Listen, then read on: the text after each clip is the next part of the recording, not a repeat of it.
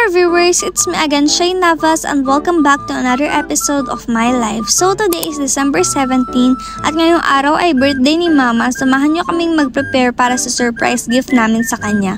Pero bago ang lahat, konting throwback muna tayo sa birthday gift ni Papa kay Mama na dream sofa niya. Syempre dahil nga matagal na niyang dream itong sofa na ito, kasama siya sa pagbili para naman makapili siya ng gusto niyang sofa. So ang alam niya, wala na kaming gift sa mismong birthday niya kasi napagbigyan na siya sa wish niya at advance pa niya itong natanggap, pero ang hindi niya alam ay may matagal na akong plinano para sa mismong birthday niya. So ngayong araw, gagawin na nga namin yung surprise namin para sa kanya. Kasama ko nga pala si Papa at ang isa kong pinsan na si Zyrel.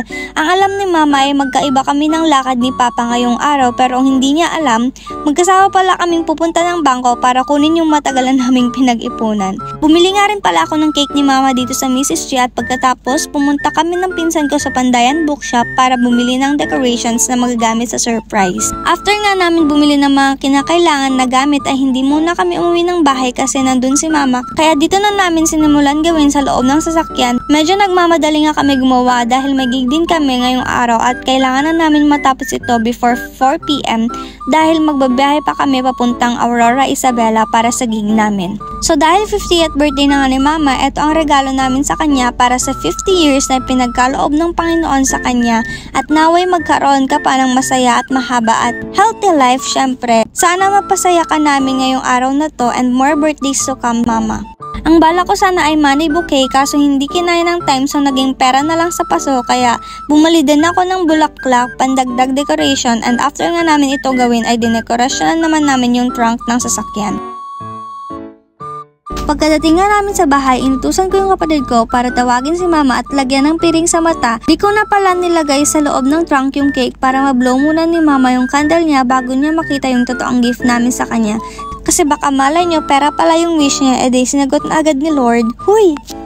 Kape ati bulag ito ay upo. Kaya pa rin niya, ati bulag.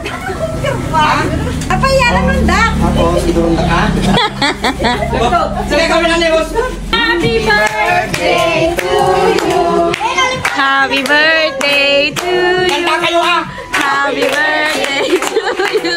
Happy birthday! Happy birthday! Happy birthday to you! Happy 5th birthday! Happy 5th birthday! Sige. Happy 50th! Sabi ko na 50 ka na.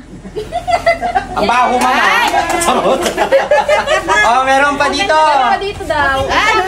Pera o bayong! Deal or no deal? One! Artista kayo, man!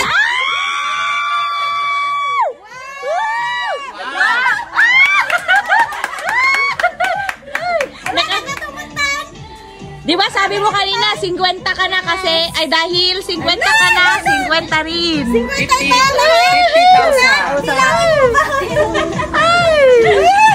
Mane, ito na na, katuya. Sinak namin! Thank you!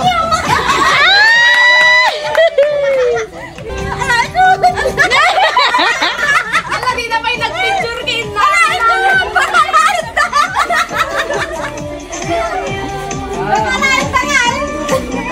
Mapakanataksan! Kaya't ibigay mo na sa aming Christmas ball. Nakalive sama ulit. Sininang ganun pa. So dito ko na pala tinatapos itong mini vlog na to. See you again on my next one. Bye!